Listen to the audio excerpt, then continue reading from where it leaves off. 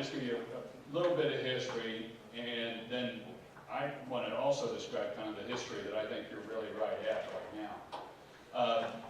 For years, I was Secretary of Agriculture years ago, and we started at that point in time saying, what can we do to conserve and extend the Ogallala Aquifer? That's what we all want to do. That's what everybody wants to do. We started a discussion, but I think it was a premature discussion at that point in time. But I thought then if we can ever get some momentum going again to talk about what can we do to conserve and extend this aquifer so future generations can have more access to it, and we don't end up like the pictures that you saw up here in Clovis, New Mexico, and in Texas. That we need to do that. And we need to do it in a way that we work with local people, that you do it. Very first one of these meetings that I did when I was governor, I think we were in Tribune, Kansas. I'm not sure, Tracy, I think it was Tribune. And I was coming out and I was telling people we need to conserve and extend the Ogallala. And I came out and people, the first question I got was, well, aren't you guys just going to drop the hammer on us and make everybody cut back a certain amount? That was the first question. And it was a legitimate question that people were asking. It was just saying, okay, you've got the regulatory authority, you can try to create something here or there to do that. And I said, no, we're not going to do that.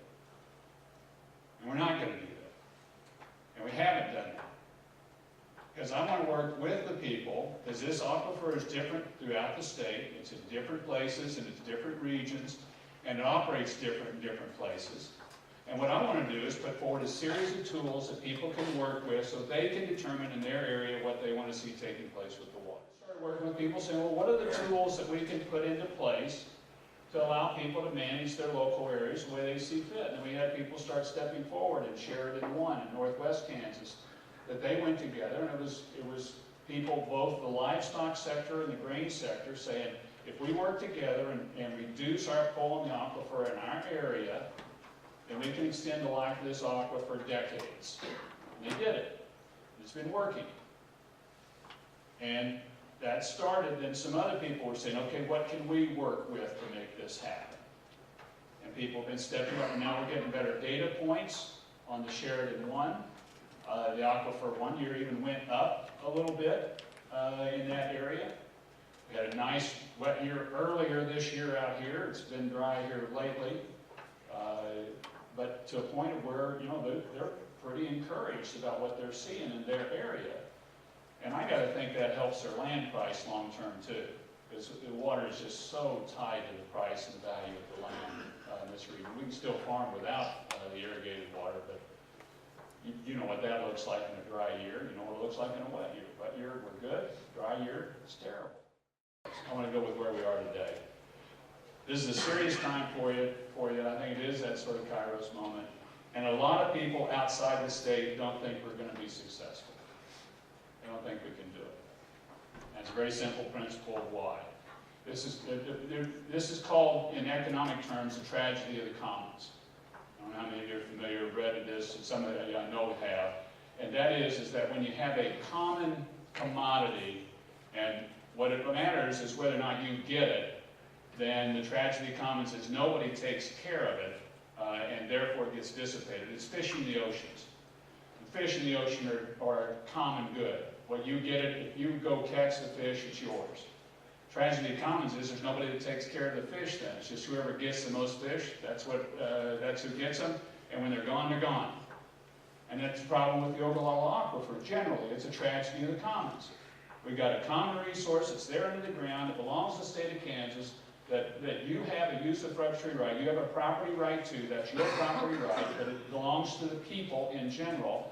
And the whole thought is, because this is the way it's worked all the way around the world, is that in the tragedy of the commons is nobody takes care of the common good. Everybody just gets as much as they can, and eventually you just run out of it. And that's what you see those pictures in Clovis, New Mexico, and in Texas. Tragedy of the commons. Water was all used up. Just no more of it. You have a chance here to not do that. The problem with it is, it's kind of like a community bank account.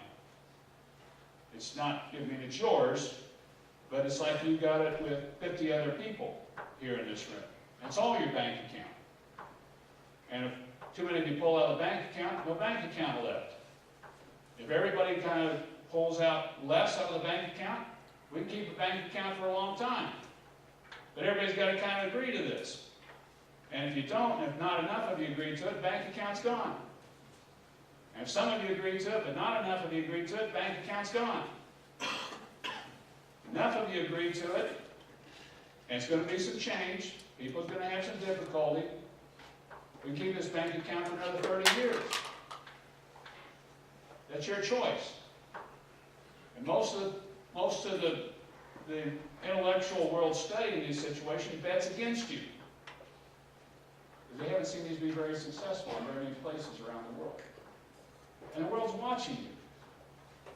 The National Geographic story was mostly about Kansas. It went all over the world. But these aquifers are in different places all over the world. And they're all going down. Because everybody's pulling too much water out. Just kind of the nature of the tragedy of the commons. You have a chance here today to do it different. And to show the people in this area, to show your children and grandchildren, we did something for you. And you can make it work. The local planning group that's worked on this is doable, this is workable. We've got an example north of you where this has worked already. You can do it. It's not without risk, it's not without difficulty, particularly on your part. But the trajectory we're on right now, we know where this is headed to. We know where we're going on the current road. There's not much doubt about that one. I have some huge changes in rain cycles and things that hardly nobody's predicted. I mean, I do know it's going to be something different, I guess, could happen. Not likely. We know the road we're on. We've got another path. You've got to make a choice. And it's your choice to make. And we're not going to hammer you. The state making you do it. You got to decide. And I plead with you and ask you, please do it. These guys have worked locally, the WCA people have. They've made a good plan. This is workable. You can do it, but you've got to choose. And I'm pleading with you, show the world that you can do it. You may not think, look, I'm in Wichita County and who's paying attention? A lot of people paying attention. We've hired some of the best expertise in this state and in this country to come up with these various tools and options. It's there for you. And I really plead with you that you will. And then just let me close by saying thanks for who you are. I've gotten to work with some of you over the years, and I love my state, and I love the people here. And you're really good-hearted people that want to do what's right. It's got to be given options. And that's what we've tried to do, is give you options. And I appreciate who you are. I appreciate that you're hardworking and hardworking on the land.